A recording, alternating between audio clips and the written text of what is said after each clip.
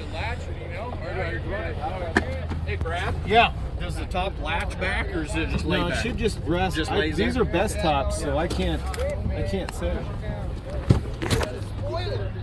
So you guys, you know, there's been some top availability concerns. So that's kind of what I'm worried about too, with mine. So some of these we have best tops on them. I saw that. I do like the best tops, but I think I'm gonna stick to the mic. The Molden. Yeah. Just Yep. So that's what I'm getting on mine too. So what'd you guys order? I ordered said, the Badlands with the high package. I didn't go Lux. Okay. So I think you get this big screen with Yeah, the high I package, did get is that this. right? Okay. Yeah, the only thing I don't get. Oh, actually, I think this is a high package too, because you don't have the garage door opener. Yeah, and not power seats. So this must be the high package. So this is so this is exactly what I ordered, Yeah. bro. Okay. Mike, this is exactly what I ordered. Right on. dude. 2-door. And then there's Mr. Lovell. Woo! Where are you guys at from California? So we're from the Bay Area. Okay. Yeah, and then in my family, we're all related to cars somehow, and they're Awesome. all racers though, so they all drag race. All these guys. Okay. And then I'm the only one that goes off road. You're the black sheep, are you? Yeah, and so I was looking at the Tacoma because I wanted to do pre-running, and I wanted to go fast off-road, and I didn't want to do it with the Jeep, obviously. Right. But I test drove the Tacoma, and then I was just like, it's gonna cost me, you know, as much as the brand new Tacoma just to get it to where I want it. And then, sure enough, Bronco gets released, and then your video, Oh, the walk around. the walk around video, I was cracking up. I was laughing. I was like, no way, he's involved with it. Yeah. So and that's been more luck than anything for me. But through BFG, I happened to meet the right people and was hired to support Bronco. The engineers about 4 years ago wanted to go through Rubicon, so they could really get what, you know, rock crawling and technical off-road terrain is. So I was hired to help them do that, and then kept offering too many opinions. So then they kind of brought me into the fold, and I was able to really give them some good advice on what off-road is and what Bronco should be. And the best thing is that they listened. Yeah. And it's not so much that it's coming from my mouth, but it's coming from the mouth of an off-road enthusiast. And I think the easy answer would be that Ford just develops something, puts a sticker on it, and says it's off-road. And that's not what they did here. They took the time, spent the money to make Bronco right. Yeah. And like I was telling him, you jump into a Jeep or a 4Runner off the lot, there's so much you got to do to get it where you need it to be. And I mean, like this, I've only been in it for a few minutes, and I'm already like, I can already tell I have a better downward angle view in the front. You know, it's just. So comparing to Jeep or a 4Runner, I mean, you kind of maybe have the bookends of the Bronco there. This is going to be much better at high speed than a Jeep. A Jeep is going to chip your teeth because of the ride. Yeah. And in my opinion, it just stops being fun to drive it at a spirited rate. Yeah. Where that's where Bronco kind of wakes up. Well, my back was hurting after like I think it was a 50-minute ride. We did a trail in Northern California. Okay. And yeah, after about 50 minutes, my back was just killing me. It just wears you out. And a Bronco isn't going to wear you out as fast. Or you're going to get to where you want to go sooner. Yeah. And then on the other end of the spectrum, I haven't had extensive Toyota involvement, but I've driven a 4Runner TRD Pro, so kind of the highest end suspension you can get, and it's a nice plush ride. And on this county road going out here, it might be a little bit plusher than a Bronco and smoother at a low rate, but a Bronco's tuned to be more sporty, and it's about having fun. So we have a great ride there, but then as we wick it up to the spirited pace, that's where that Toyota just really falls on its face and doesn't have any control. So and then I guess the other thing that maybe bookends Bronco is the Ford Raptor. And Ford Raptor has a ton of suspension. It's all about going fast, but Bronco's going to be more nimble. Yeah. So we just talked about that yesterday. Yeah. He's like, why don't you just get a Raptor? And then I said, because, you know, when I'm going off-road, I need to make turns. You know, like I did a switchback recently. Yeah. And I could barely do it. So I own a Ford Raptor, and I live in Colorado, and a lot of the trails up there, they're mountain trails, there's switchbacks, there's tight points. A Ford Raptor's fun, but that's not where a Ford Raptor's at home. The bigger the desert, the higher the speed, the more Raptor's going to be at home. And this is kind of a nice balance for somebody like me, because you can do the technical stuff. Or Johnson Valley, where we run King of the Hammers, is a perfect example, because we can go through all the rock trails and we can get there faster and more comfortable than a Jeep. So a Jeep excels in the rocks, the Raptor excels in the desert there, and this is kind of doing both. yes, sir. Okay, cool. So is this a 2.7 or the 2.3? So this is a 2.7 two-door Badlands with the high package. So we're getting the big 12-inch screen, and we'll talk about that more when we get to the off-road trails about what that gives us. What it does have is lane keep assist. Lane keep, yeah. I think for the adaptive cruise control, you have to go to the Lux. Deluxe. Package. Okay. It has heated seats.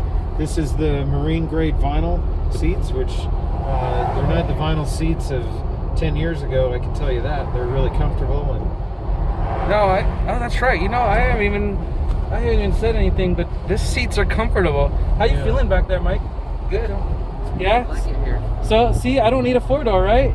No. Yeah. so I wanted a 2-door really bad. I got talked into a 4-door from my wife because we got kids and dogs and bikes and all that. But I think the 2-door is really the iconic Bronco. Yeah. So my respect for you just went up even higher because you're wearing Maui gems.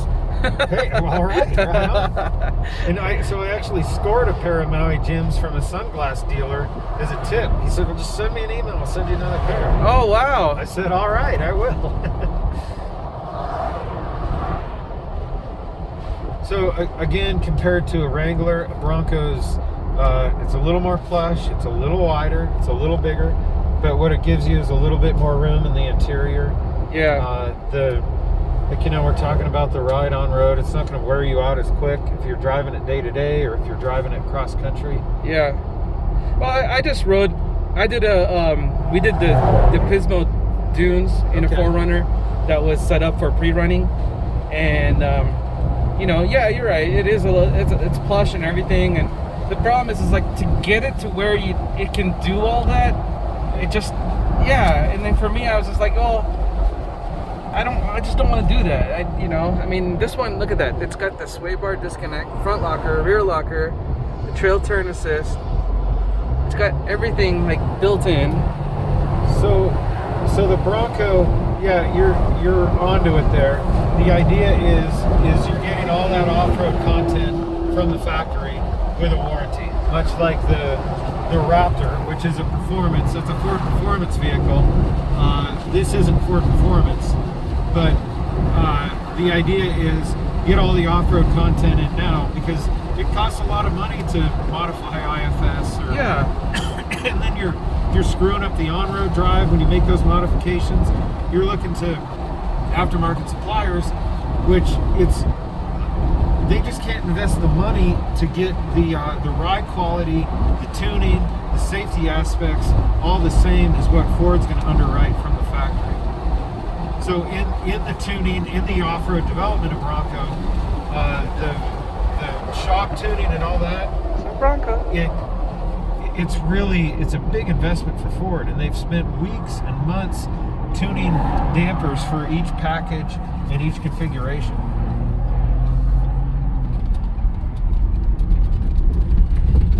Now we're on the trail, kind of. Okay. Yep. So we're heading out towards the dunes at Behind the Rocks, if you're familiar with Moab. Mm-hmm. And here's a chance to start talking about drive modes, or goat modes, as they're called.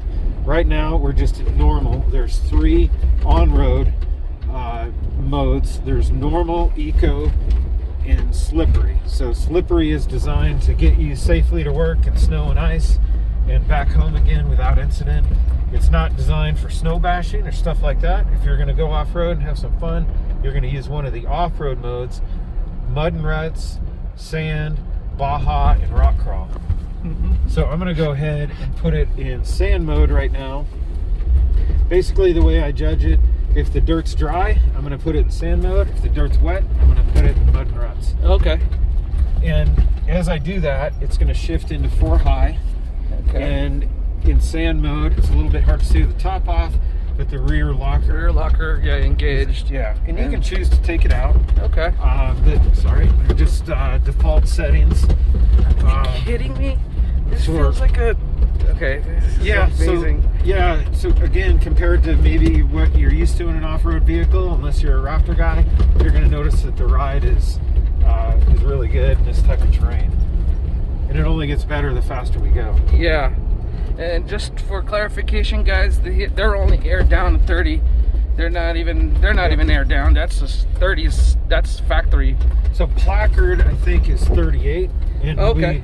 We aired down a little bit for comfort out here, but we want to make sure we're being safe on the highway. Yeah.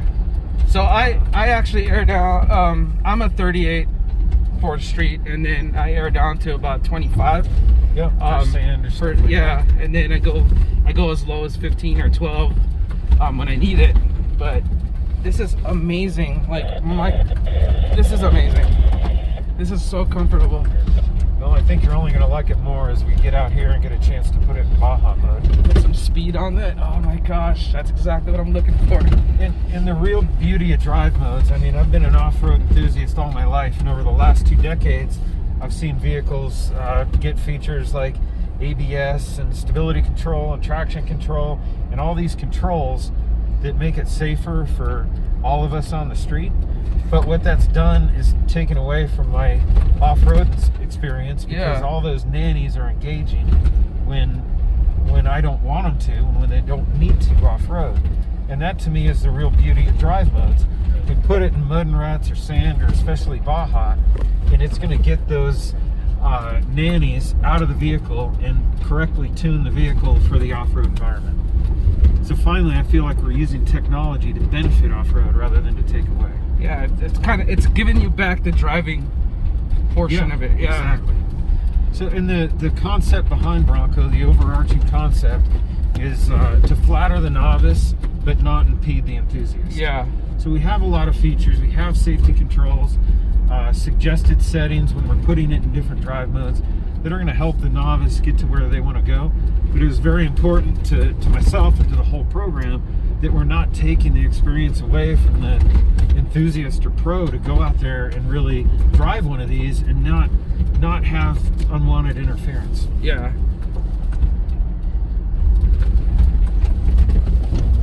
So I did have a question about the goat modes.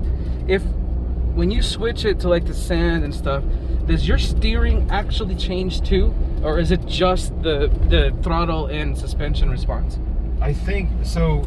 There is an enormous spreadsheet that I've seen that I can only understand so much of, that are changes in drive modes and then different packages and what exactly is changing. So it's not as simple as only like differences in the transmission shift schedule or stuff that you might readily notice.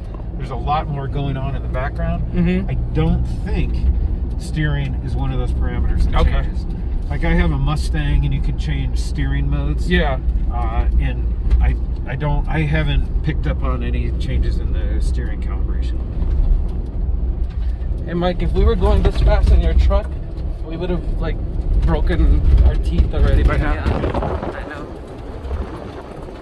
One thing I really compared to like traditional vehicles with leaf springs in the back, this has a rear link suspension, and you know, when we're out testing, I can go 100 in this on 2-track roads, whereas if we had leaf springs in the back, with the amount of skate you get, you'd only be able to go 80. Wow. So the control, it really keeps you planted. So it's like gliding. Wow. Look at this. You guys will get a chance to check it out here when we pull off. We're going to go down through the sand wash. What? Here we go. John, Brad, and 10 at the start. All right, so now we're gonna have a more spirited off-road adventure. So I'm gonna change it into Baja mode here. So we're gonna stay in 4 high. Our front camera comes on. The beauty of having different drive modes again, this doesn't shut off, which the lawyers would make us do if it was in normal mode. Yeah. I'm also gonna choose to disconnect the stay bar just because I feel it gives us a better ride. If you guys are ready, we'll start cruising. Yes, sir.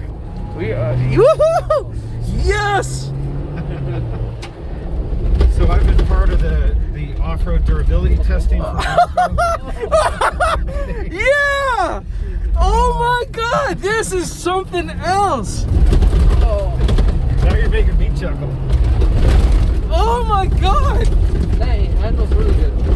So what we're doing here, this is obviously a raid in which it would kind of stop being fun in a Jeep, but this is where the Bronco spirit really kind of shows. Oh my God, I can't believe it. It's handling so well. 15 and 13, drop it into the wash.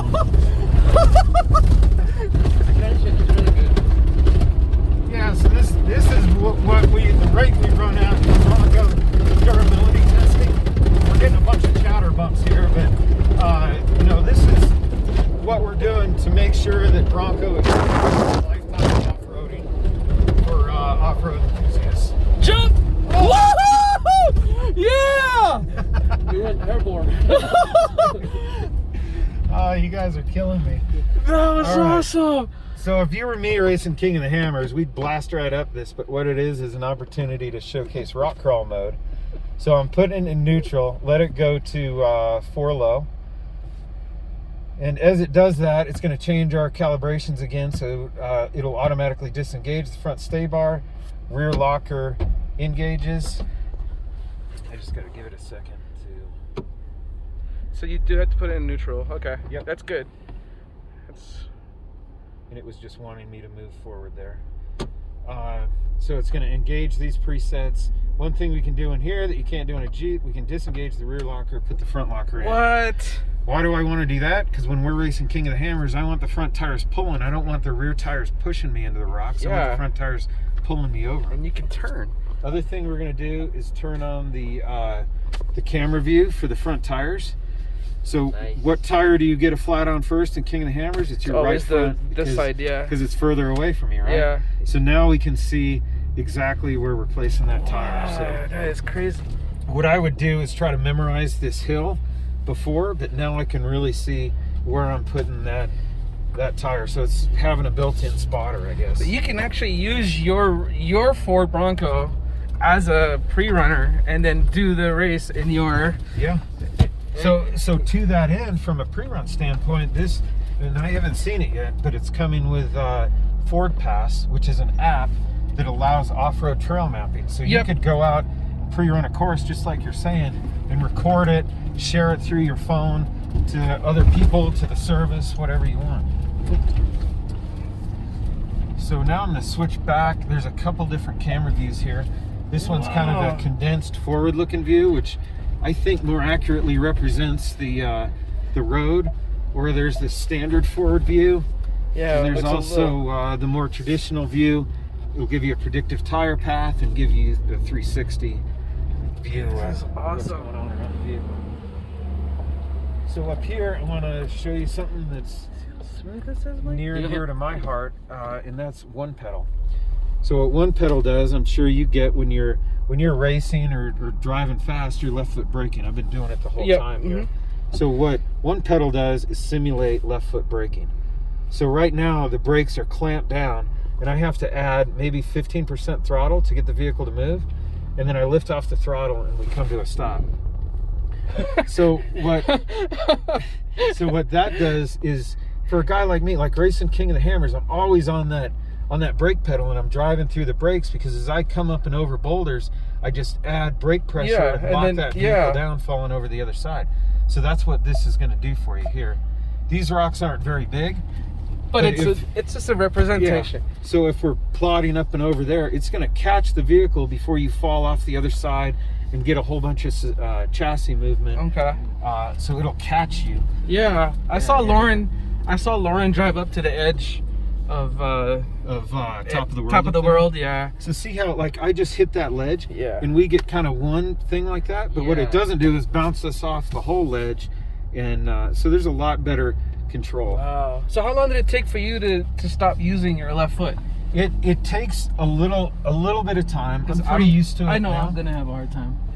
But what I can do, I can boogie pretty fast in this, in the rocks with with one pedal, because you get used to feeling the calibration. So really what it's doing, it's kind of changing the 0 point of the throttle. So as you back out of the throttle, it's adding brake. I see. Okay. And then with one pedal armed, what we can do is access trail control also. So I can just set a speed. So it's just like cruise control, but for the trail, we can go as low as 1 mile an hour. And the concept isn't new, but what is new is the execution of It's it. driving by itself. It's nice and smooth. You don't hear ABS firing, and there's nothing overwhelming about it. And this will go right up to the point where the bottom end of regular cruise control will take over. I go back to forward-looking view here. What a beautiful day for all this, isn't it? Yes, sir.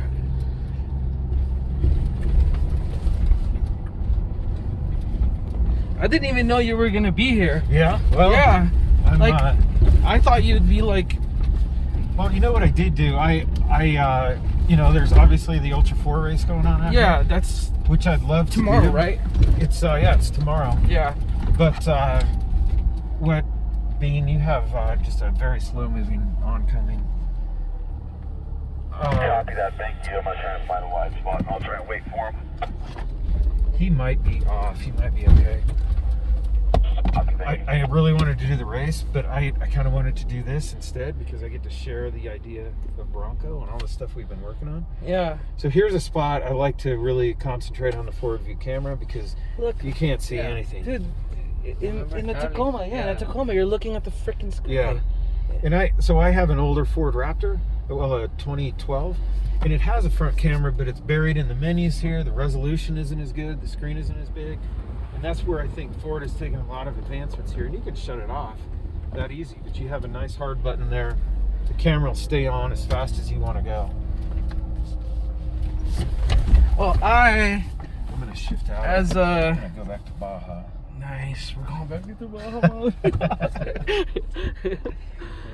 I would like to say thank you from us, like, the weekend warriors, for making this happen. I mean, honestly, like, Right on, man. this is ridiculous. It's been an opportunity of a lifetime for me, but what I keep saying, it could be anybody with a mouth like me, but it's Ford that actually listened and wanted to put the investment into it.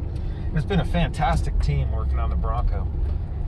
So as we go across these rocks here, I want you to concentrate on the stiffness of the suspension. Yeah. There's going to be kind of a lot of head toss side to side. Okay. And to me, that's what people don't like You know where high about. dive is? Yeah, it's out past the rock monolith that will be on your right as you head to the dune, out on behind the rocks trail. Copy. So like the bobbleheading. Yes. Yeah. So that's what is kind of a detractor about IFS off-road. It's that idea of stiffness. But what I just did is disengage the front sway bar, and I think you'll feel that now. It feels like we're kind of gliding over the rocks. No way. And that's where, it's good at low speeds, and we can also. This is ridiculous. How? So that, you're not going to get that out of a solid axle. That ride. No, you're not. No way. Small drop. We'll kind of bash through the dunes here. What the heck? Woo-hoo-hoo! You guys are going to get me in trouble with your enthusiasm. This is awesome. No way. When we were doing this, Mike, when we were doing this in Pismo, we couldn't catch the air like that. No way. Go around this guy. What the Okay, you guys can't see this because of the video, but these little. This one makes me chuckle. This is amazing. What the heck? Woohoo!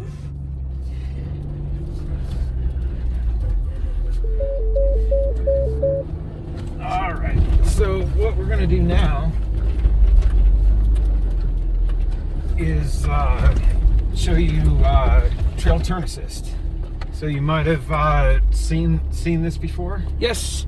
And I was actually wondering if I can record it from outside. Yeah, for sure. So let me just show you one so you can get the idea. Under 10 miles an hour, start rolling in. Mike, look at this, Mike. Angle. Look at what, you see we're turning? So I gotta get a better demonstration here. But it's awesome in sand because you can pretty much just turn around on a dime. Oh my God. And as you ramp up above 10 miles an hour, it will automatically unwind itself. So obviously you're not going to do anything unsafe. Yeah. But and it works in 4 low also, so it can add in maneuverability there. So yeah, if you want to hop on. That would be great. Mike, just stay inside. I'm going to record. Yeah, Okay.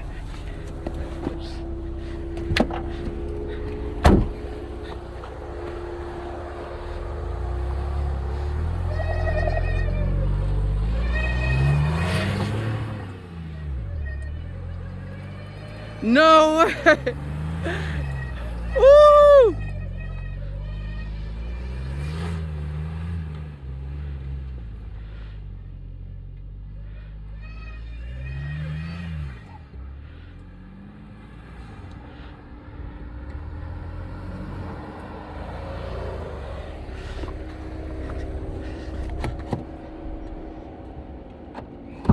That is crazy. It turns on a dime. Shut it off for you there.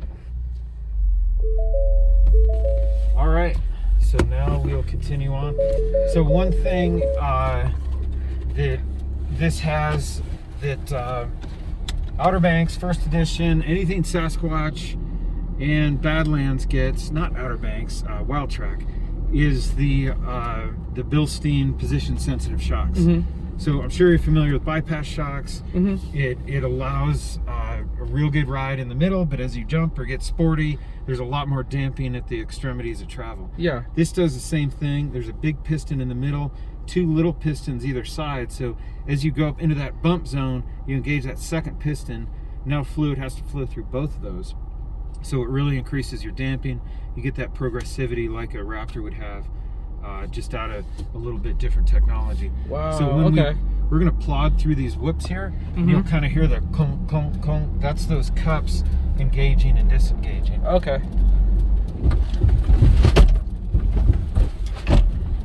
Guess that top's flopping around a little bit. So that really adds catch before you get to the bump stops. We'll blast around against dunes a little bit more. This is crazy. It's got the power to do it.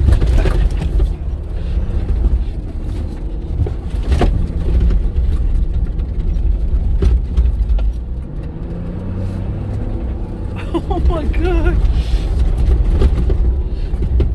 Wait, the sports made it up here? Yeah, so the sports will actually do the same course. They won't do it at the same rate that we're doing it, but they'll get through all of that. So we'll go ahead and pull up here and we can have a look at the outside of the vehicle real quick. If you want. Yeah, definitely. Hey, can I get a picture with you and Kurt? Can you get out, Mike? Yeah. There you go. So these are trail turn assist marks here. That is crazy. It's definitely awesome for sand dunes. Yeah, it was a crazy, crazy ride. So this is a capable bumper. We can take the bumperettes off there, steel bash plate, rock rails. This has a soft top. The hard top comes off. The front panels take, I don't know, a minute each maybe. I don't know. It's just a couple levers. Yeah. The rear cap is 8 bolts total, but all those tools are in the toolkit. These pop off, fenders unbolt, They really did a good job making it modular. Doors come off. There's 2 bolts each and a plug. So that's really simple. It took us 8 minutes to take 4 doors off and package them in the back on a 4-door. So I'm happy with their execution there.